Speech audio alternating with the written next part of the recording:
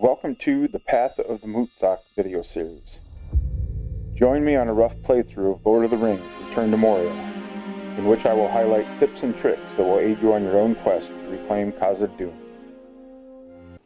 Alright, back at our lower deep space. Going to head out to Belegost Forge. There are many treasures deep beneath the mountains of the dwarves. For some you must go digging, while the others must be poured. And when the search for one is done, then all the dwarven brothers take their halls into the halls and start to seek another. I live for ale, a fire, and a song.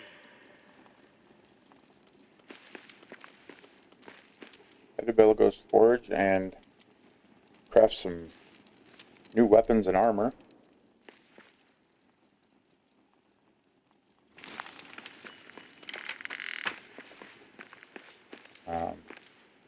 After I ended the last video, I did ferry some materials over there, so you guys wouldn't have to suffer through that.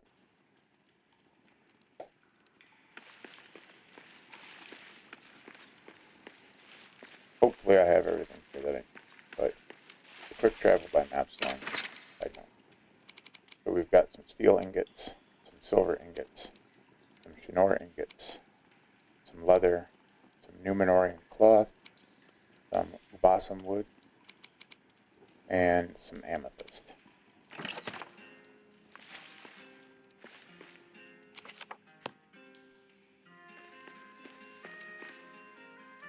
Okay, we'll just go right down the line here. I'm going to start with the Belegost halberd.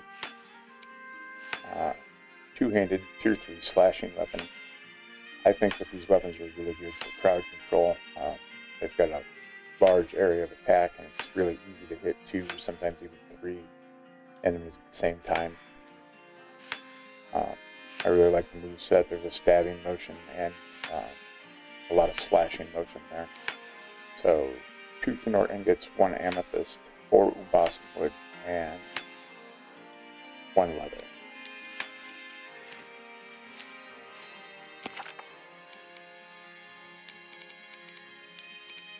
I know we just crafted that great sword, but we're probably going to ditch it for the halberd.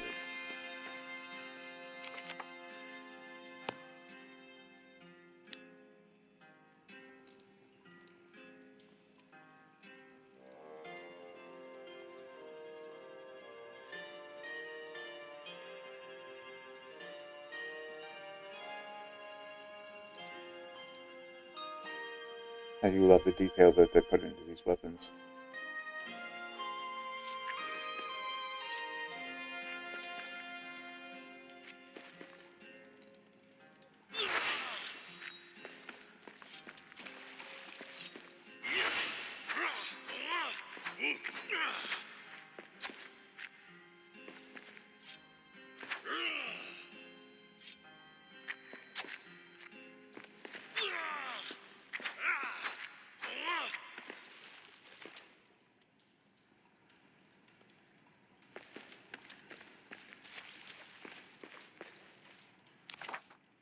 And next is the Belegost shield. So I'm not going to carry it. I'll hang it up somewhere to look at. Tier 2.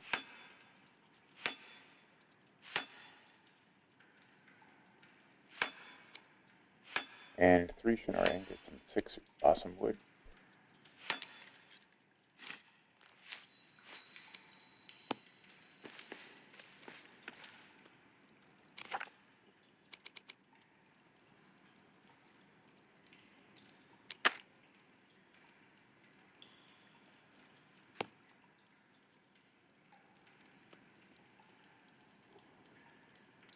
It's a pretty cool shield. I like it as much as the heirloom shield. It's tied for my favorite 2 shields.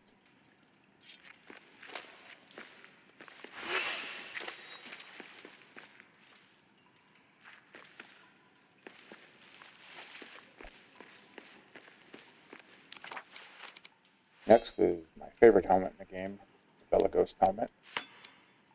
Tier 2 helmet.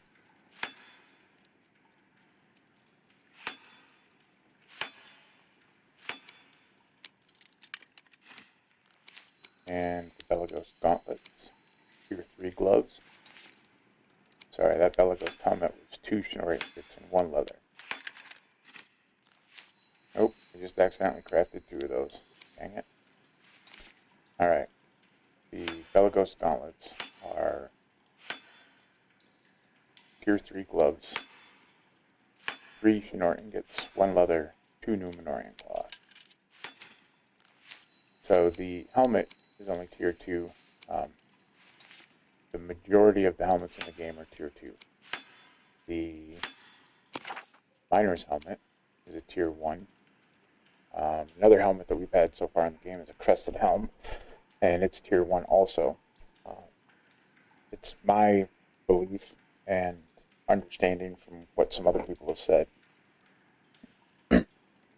that all of the helmets are tier 2 unless they have another effect, such as the Miner's helmet gives light, and the Crested Helm increases your aggro. So they have another effect, so they're only tier 1. There's an endgame helmet that's tier 3, I believe. So I think that they did this because helmets are more decorative than anything, and they wanted you to be able to pair any helmet with any armor that you're wearing. Maybe you don't like the look of the Erebor City Watch helmet. It's certainly not my favorite. But I do love the Belegost helm. I like the Khuzdul Army helm. And there's a bunch of helmets out there that don't have any matching armor sets with them. Each Muthzak chest gives you a shield and a helmet. So they don't have full armor sets to go with all those. So it's nice to be able to wear any helmet and not suffer by not being the same tier as the rest of the armor that you're wearing. So yeah, that's my take on that. That seems to be a pretty good consensus for the people who've put thought into it. Okay, next, Belegost boots, tier 3. The rest of the Belegost armor is tier 3. 2 Shinori ingots, 2 leather, 4 Numenorian cloth, and the Belegost ring mail, tier 3, 4 ingots, 4 leather, 3 Numenorian cloth, and we just got the decked out achievement on Steam for crafting the Belegost set, and you saw all those variations that just unlocked. These are all variations of Belegost armor. So the variations are, some of them require diamond, and that will be a white version of the Belegost armor. Some of them require black diamond, that'll be a black version of the Belegost armor. And some of them require gold, gold ingots, and that will be a gold version of the Belegost armor. They're all pretty cool. I really like to do the black armor, except the helmet I like to make it white. I like to imagine that I see prey ahead. the orcs see me coming as a floated skull when I wear that armor. So let's try this out.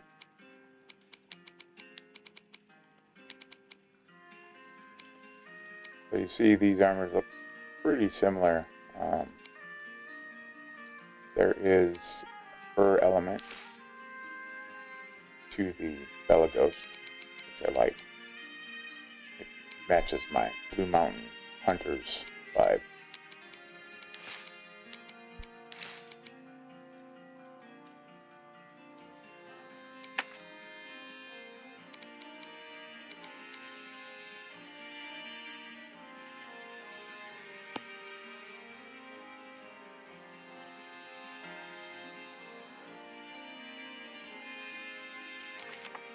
People like to see the back of the armor.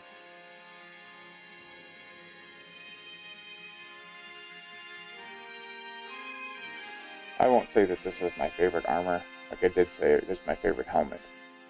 But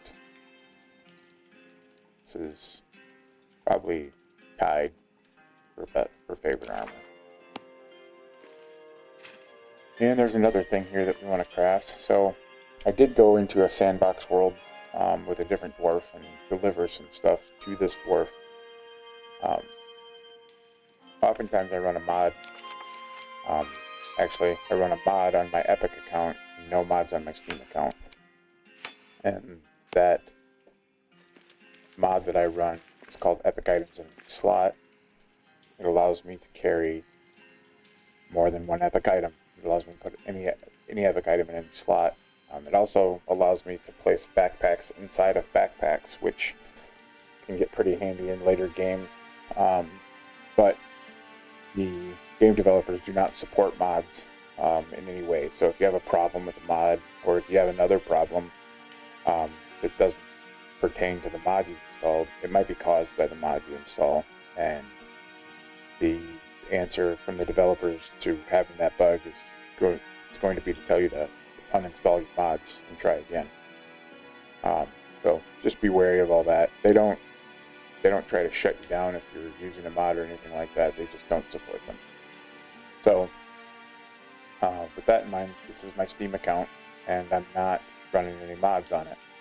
So I'm going to craft a new epic masterwork pickaxe, and it's going to have to go in this 0 slot here, and I'm going to use the ability to carry my torch. You see, I can't put it in any other slot. So with that in mind, I went to Sandbox and got a Sandbox exclusive armor, which is this tier 1 Arabian armor. It says a radiant breastplate of lightweight material, a collaboration of dwarves and elves, gives off faint light in the darkness. I also, while I was there, went ahead and grabbed a Belegost war axe. It's a one-handed tier 3 slashing weapon. I didn't put a rune on it yet because I'm going to save it. You can't change runes on your weapons.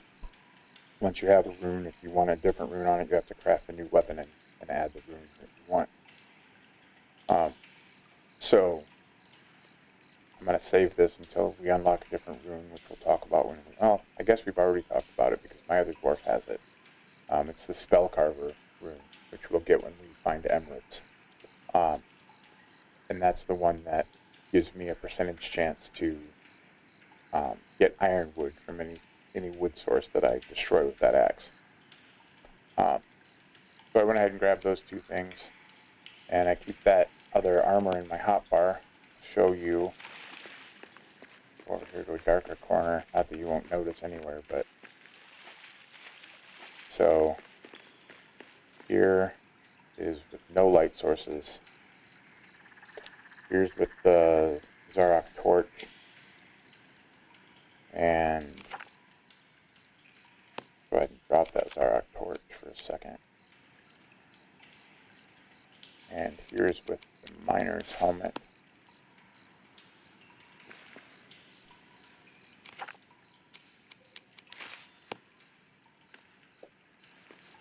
Pick that up and run it over here so we don't end up losing it or forgetting it and get this light out of the picture.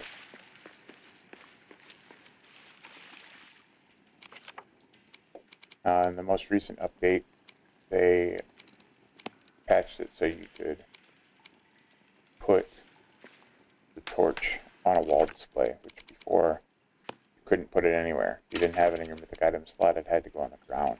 So this is refreshing, and it does act as a light source while it's on the wall display as well. So anyways, back to our light demonstration.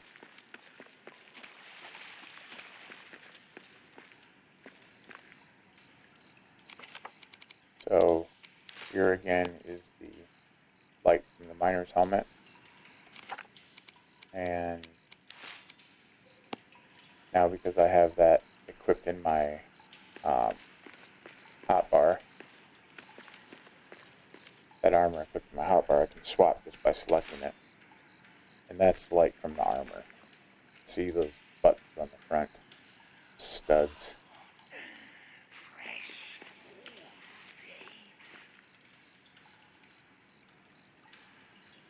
So when I'm mining and I'm using the Quarrymaster pickaxe and I don't have my torch and the miner's helmet isn't providing a ton of light,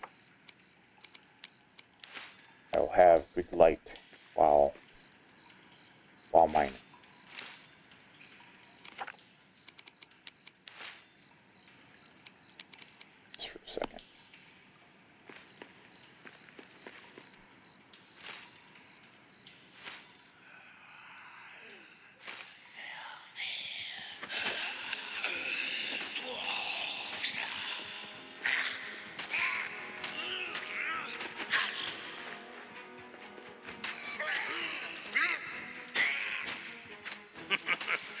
That is all you've got?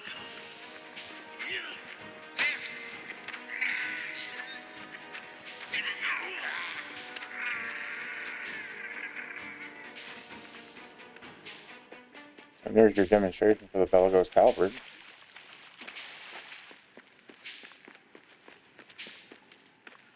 So, that's poison poison will lead some pompous, but for the time being, let's put stuff back where it goes.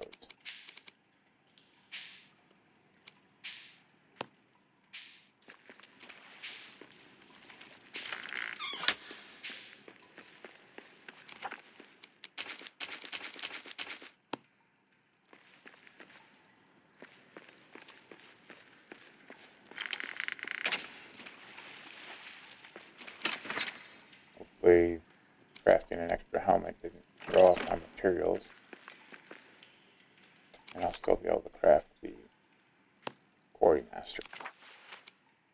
So, let's make sure we're not missing anything else. Here's the rest of the variants that popped up. So the Masha Ruse is the one that requires black diamond. This will be black. And it says the Masha Ruse fashion was worn by grieving dwarves on missions of vengeance. And then the Shiar, invented in the first age, Shiar was traditional for dwarves on pilgrimages. This one requires diamonds to craft. And the Amzul is the golden one, invented in the first age. Amzul gilded armor was given as great honor by clan fathers.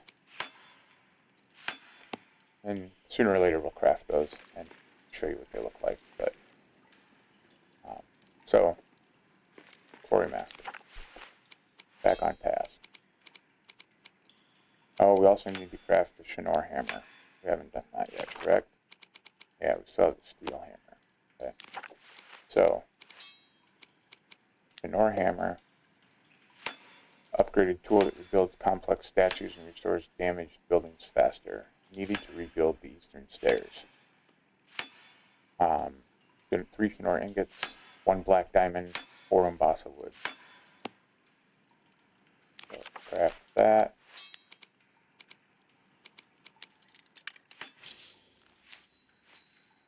And that unlocks the Ufahan furnace. We'll build one of those as soon as we can, just to show you what it looks like. But it's basically a little bit smaller version of these great forge furnaces.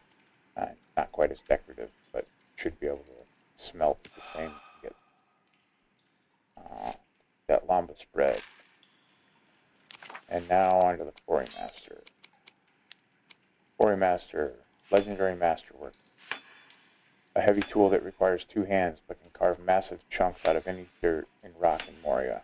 Turns the wielder into a 1 dwarf wrecking crew. Only 1 masterwork can be carried at a time. 6 steel ingots, 6 silver ingots, 1 black diamond, and 8 Umbasa wood. Okay, so I don't think we have the materials to put more Shinor ingots on, but that's okay. We can do that back at our other base. So we're going to swap out these. We'll just leave this here. You know what? We'll take it with us.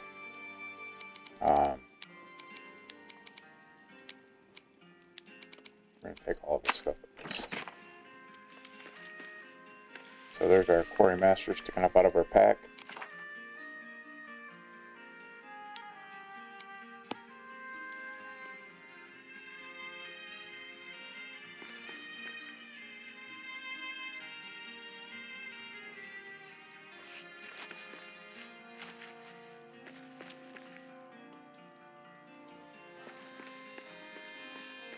I'll show you what this does quick.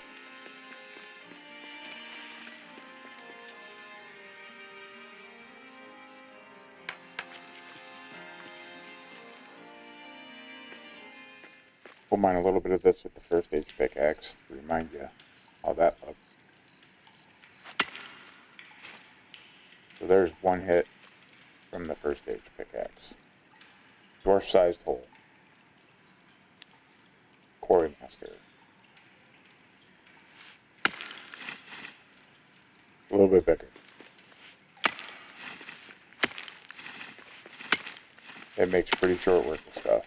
And now you understand why I brought another dwarf in to do all my mining.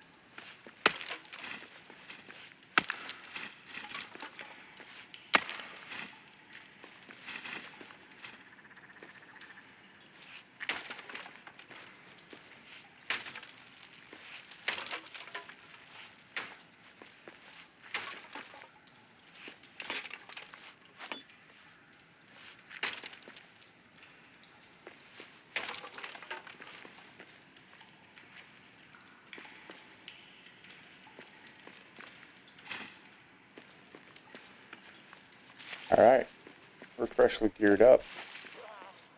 We missed our sleep cycle, but that's alright. Sounds like we've got some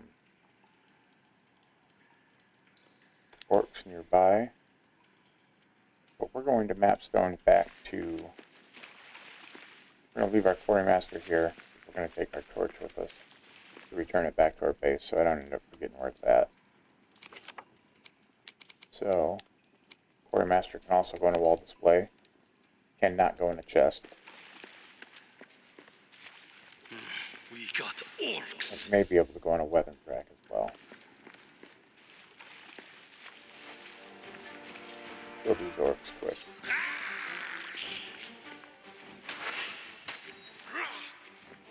Just the one? Probably not.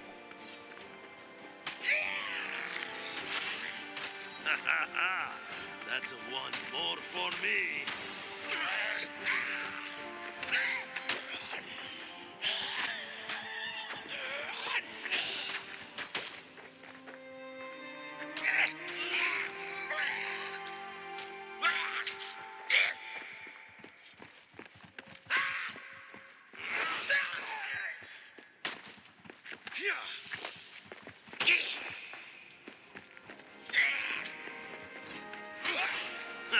This one's done in.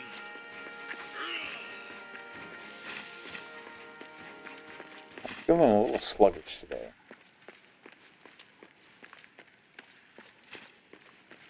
Not me in general, but my... Oh. You will not kill this dwarf.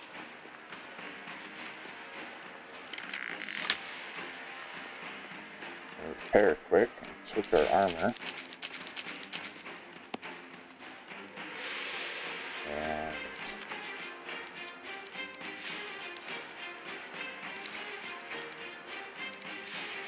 I'm gonna put this guy to work because it's got a rune on it.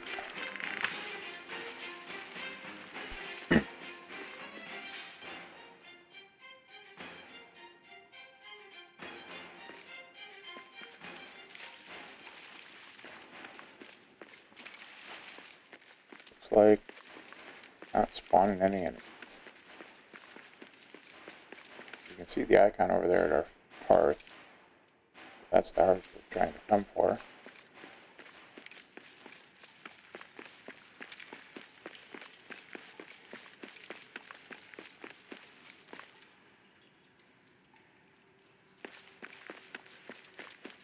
And sometimes this happens. Sometimes they just don't spawn in. Or they're spawned in on the other side of a wall somewhere and they can't get to me.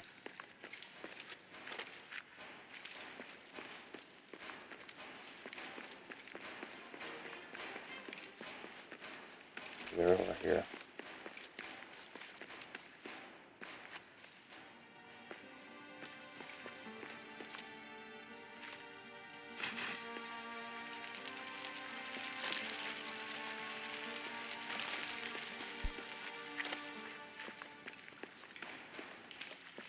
It might seem like that's the logical next place to go, that doorway we just came from, but look at the map here real quick. Discuss that for a second. So that would take us to here, to this room right here. And then you see this, how this is yellow as opposed to the purple that the rest of this map is. That means it's a different area. And it does lead us to the Pilgrim Road, which the Schnorrhammer mentioned rebuilding the eastern stair. Arik has mentioned that also. So that's the way, the next level, as the map says, the way out. But if you look at our map, we have 1, 2, 3 unexplored doorways besides this one. So you also may have noticed that we haven't found an orc town on this level yet. So that's going to be over here somewhere. We also haven't fully explored this area, which is that first age tomb that we found right across from the drain pumps. So we should probably do that. So we're going to go back to base. We'll come back here and get our quarry master. And then we'll head out to some of those places.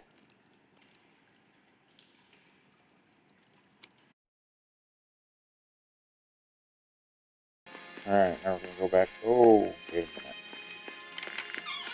We didn't put a rune on our halberd.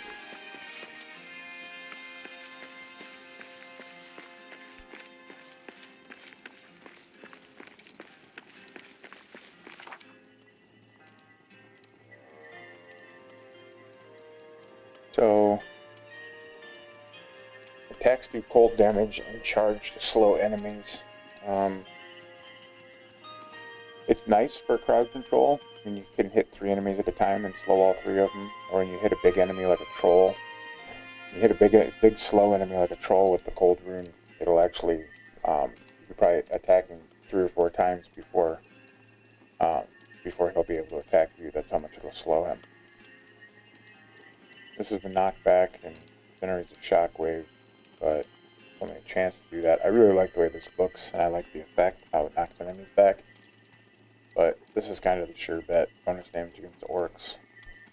So we're going to do that. Dwarves slinking about.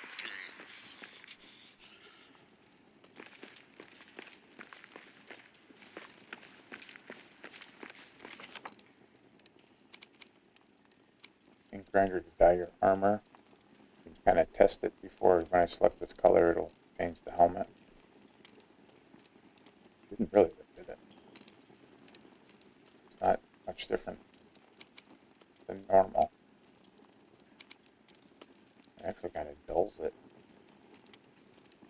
So here's the other one that I like. I'm not very fond of these brighter colors. I don't mind the gold.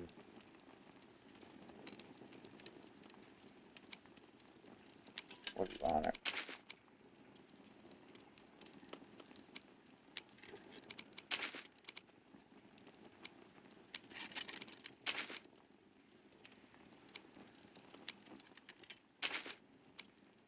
Already put that in onyx.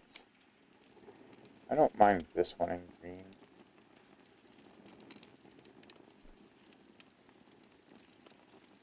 I prefer the gray though.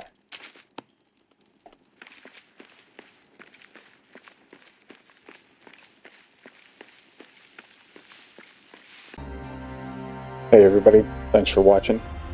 If you liked the video or got anything out of it, go ahead and give it a thumbs up. Every little bit helps. If you want to see more, go ahead and hit that subscribe button. Turn on your notifications. If you want to chat, you can find me in the comments, or you can find me over on the Return to Moria Discord. Links are in the description.